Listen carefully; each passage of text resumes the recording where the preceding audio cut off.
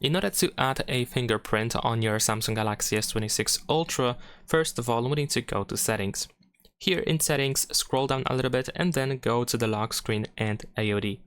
In here, we're gonna go to the screen lock and biometrics, enter your screen lock password, and then here we should be able to find the fingerprints option. So we're gonna tap over here, then press continue, and then we can start registering our finger.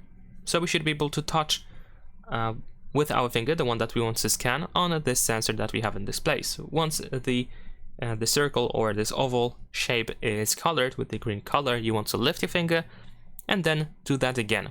But every time you place your finger, try to do that from a different angle. So of course you try to scan as much of your finger as possible.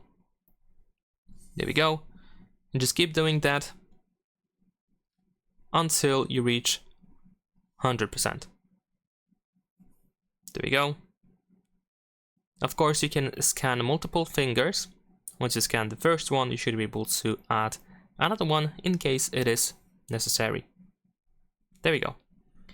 So you can add another one over here by using the add button, or you can just tap on it done in order to continue. Over here we have some fingerprint settings, and that is pretty much it. Leave a like and subscribe.